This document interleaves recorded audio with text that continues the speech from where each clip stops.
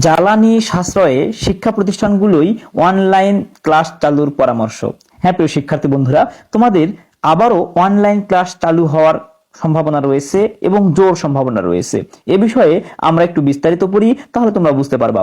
শিক্ষা মন্ত্রণালয় থেকে জানানো হচ্ছে যে দেশের জ্বালানি সংকট হয়, জ্বালানি যাতে একটু সাশ্রয় হয়, এজন্য সারা দেশে প্রত্যেকটা শিক্ষা প্রতিষ্ঠান কর্তৃক অনলাইন ক্লাস চালুর ব্যাপারে গুরুত্ব আরোপ করা হচ্ছে।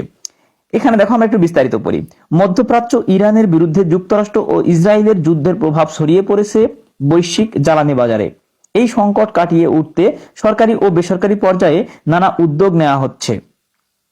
এমন পরিস্থিতিতে রাস্তায় যানবাহনের চাপ কমাতে ও জ্বালানি খরচ সাশ্রয় করতে শিক্ষা প্রতিষ্ঠানগুলোতে অনলাইন ক্লাস চালুর বিষয়টি জোরালোভাবে আলোচিত হচ্ছে।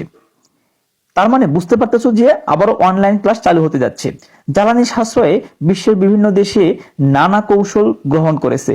ফিলিপাইনে তেল সংকট মোকাবেলায় জরুরি অবস্থা ঘোষণা করা হয়েছে। কোথাও কোথাও মানুষ হেঁটে কর্মস্থলে যেতে বাধ্য হচ্ছে। পাকিস্তানে অক্টেনের দাম প্রতি লিটার 322 রুপিতে পৌঁছেছে। ভারতে বিভিন্ন প্রদেশে তেল নিতে দীর্ঘ লাইন দেখা যাচ্ছে এবং সাম্প্রতিক সময়ে দামও বেড়েছে।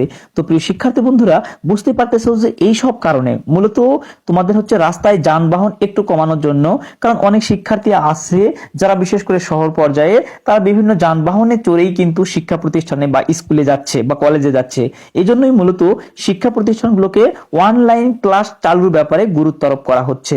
আশা করছি খুব শীঘ্রই হয়তো আবারও অনলাইন ক্লাস চালু হতে পারে। তো প্রিয় শিক্ষার্থী বন্ধুরা, এই নিউজটি তোমাদের কাছে কেমন লাগলো তা অবশ্যই কমেন্টে জানিও। এবং সবচেয়ে গুরুত্বপূর্ণ ব্যাপার হচ্ছে তোমাদের কাছে এই যে সিদ্ধান্তগুলো, শিক্ষামন্ত্রীর এই সিদ্ধান্তগুলো পজিটিভ মনে হচ্ছে নাকি নেগেটিভ মনে হচ্ছে তা অবশ্যই কমেন্টে জানিও। ধন্যবাদ।